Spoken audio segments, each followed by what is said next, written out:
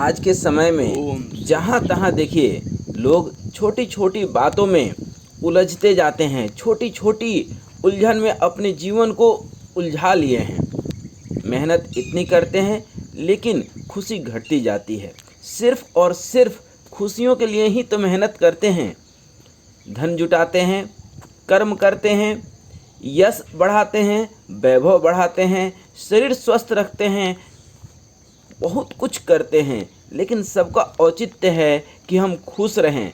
लेकिन देखा यूँ जा रहा है कि सब कुछ होने के बावजूद भी मन प्रसन्न नहीं है, मन शांत नहीं है, क्योंकि हम छोटी छोटी बातों में अपनी शक्ति गंवाते हैं जो देख नहीं पाते हैं।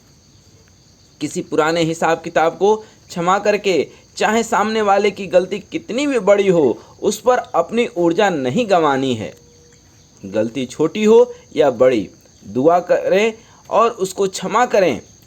इसका एक संकल्प लें कि हम सामने वाले का बुरा नहीं सोचेंगे, उसके लिए भी दुआ करेंगे और उसको क्षमा करेंगे। उस क्षमा करने से पता नहीं उसका कितना भला होगा। आपके दुआ करने से न जाने उसके लिए कितनी दुआ कबूल होगी। लेकिन एक बात सत्य है कि क्षमा करने से आपका मन हल्का हो जाएगा, आपके मन से एक बहुत बड़ा बोझ उतर जाएगा और आपकी दुआ उसके लिए लगे या न लगे, आपके ऊपर किसी की बद्दुआ नहीं लगेगी। आगे जब जाएंगे तो कहीं भी हल्का होकर जाएंगे, मन शांत लेकर के जाएंगे, प्रसन्नता के साथ जिएंगे, तो उतना ही आप तरक्की भी कर पाएंगे। और जो कर्म करते हैं, जो हिसाब किताब करते हैं, वो भी आपका चुकता हो जाएगा। हिसाब किताब मन से तोड़ने पड़ते हैं, तोड़ने मतलब ठीक करने पड़ते हैं। मन को ठीक कर लिए, कहते हैं जिसका मन पर काबू वो सबका बापू। जिसने मन को जीत लिया, इस संसार को जीत लिया। Those who can control their mind can control this world. इसलिए पहले क्षमा करो, फिर कोई कुछ करे तो फिर क्षमा करो। क्षमा करना एक स्वभाव बना लो। क्षमा करके अपनी आत्मा की शक्ति इतनी बढ़ा लो कि कुछ बुरा लगेगा ही नहीं, जिसे कि क्षमा करना पड़े। अब बातें पकड़ पकड़ के अपनी ही शक्ति इतनी घट गई है कि छोटी छोटी बात बुरी लग जाती है। पहले बड़ी बड़ी बात भी बुरी नहीं लगती थी, अब छोटी छोटी में ही मन विचलित हो जाता है। बातों को पकड़ करके रखने से हमारी आत्मा की शक्ति घटने लगी है। हमेशा याद रखें, हमेशा याद रखें, जो बोझ हम पकड़ कर रखेंगे वो मन पर असर करेगा, बिल्कुल करेगा।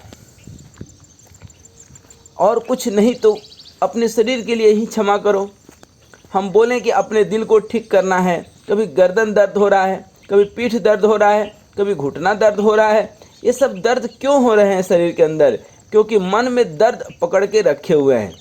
अगर मन से दर्द हट गया तो शरीर से दर्द हट जाएगा, लेकिन मन में पकड़ कर रखा तो शरीर में कुछ न कुछ तो होता ही रहेगा। कई लोगों के शरीर में अनेक गांठें बनती है, क्योंकि गांठें मन में पकड़ कर के रखी हुई है। उनकी गलती उतनी बड़ी नहीं होती है। सामने वाला कोई व्यक्ति आपके साथ गलत करता है तो वह गलती इतनी बड़ी नहीं होती है कि जितनी कि आप सोच सोच करके खुद को सजा दे डालते हैं। गांठें पकड़ करके रखने से शरीर के अंदर खुद गांठें बना लेते हैं। सामने वाला तो अपने संस्कार के हिसाब से कुछ बोल करके चले गया और आप विचलित हो गए। फिर कहते हैं कि मुझे ये बीमारी हुई क्यों है। एक है क्षमा करना, दूसरा है सामने वाले का व्यवहार कैसा भी हो, अपना व्यवहार, अपना संस्कार देखना चाहिए कि अच्छा है या ना। क्योंकि हम तो परमात्मा के बच्चे हैं, हम तो संस्कारी हैं। सामने वाले के व्यवहार और संस्कार से हमारा अपना संस्कार नहीं डिगना चाहिए। अगर कोई मुझसे अच्छी तरह से बात नहीं करे तो क्या हम भी अच्छे से बात नहीं कर सकते? या वो यदि अच्छे से बात नहीं कर सकता है तो हम तो अच्छे से कर सकते हैं। अगर वो नहीं झुकता है तो थोड़ा हम ही झुक जाएं। हम जिस संस्कार को अमल में लाएंगे वो संस्कार बढ़ता जाएगा। जिस संस्कार को जीवन में नहीं ढालेंगे वो संस्कार खत्म होता जाएगा।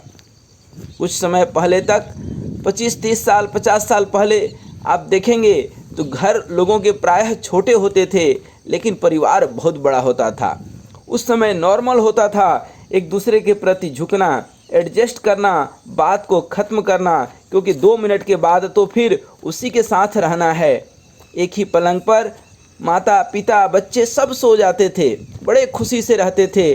थोड़ी बहुत मनमुटाव को भी नज़रअंदाज करते थे, क्योंकि रहना तो एक ही आंगन में है सभी को, सभी का चेहरा हर 2 मिनट के बाद देखना ही है, तो नाराज़गी दूर हो जाती थी।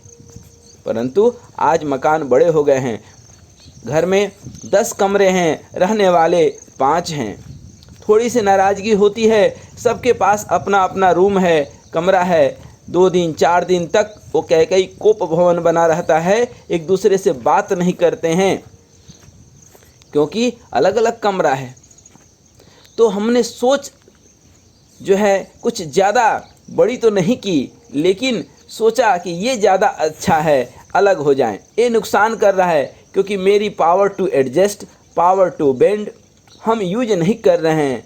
जब उसको इस्तेमाल नहीं करते हैं, वो शक्ति, वह संस्कार, वो व्यवहार खत्म हो जाता है। जब वो व्यवहार खत्म हो जाता है तो आत्मा की शक्ति घट जाती है। तो गिनना नहीं चाहिए कि मैं कितनी बार झुकूँ। सुबह उठ करके एक्सरसाइज करते हैं, झुकते हैं 10 बार, 20 बार, 40 बार, क्योंकि इससे शरीर का लचीलापन बढ़ता है। उसी तरह से जरा सा मन को भी झुकाइए, एक दूसरे को क्षमा करके, एक दूसरे को गलतियों को अपने ऊपर बोझ न बना करके उसके लिए खुद दुआ मांगें कि भगवान उसको भी सद्बुद्धि दे।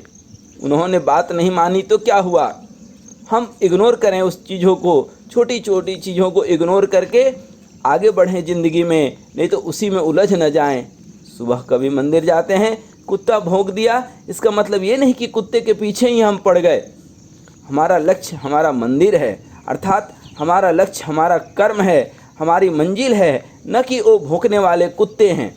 वो तो भौंकते रहेंगे, कुछ लोग आपको डिस्टर्ब करते रहेंगे, उनके पीछे अपनी ऊर्जा, अपने संचित धन, अपने व्यवहार, अपने संस्कार को न बिगाड़ें। उन्होंने मुझे फलाने फंक्शन में नहीं बुलाया तो हम क्यों जाएं, हम क्यों उनका फ़ोन उठाएं, क्योंकि वो मेरा संस्कार है ना।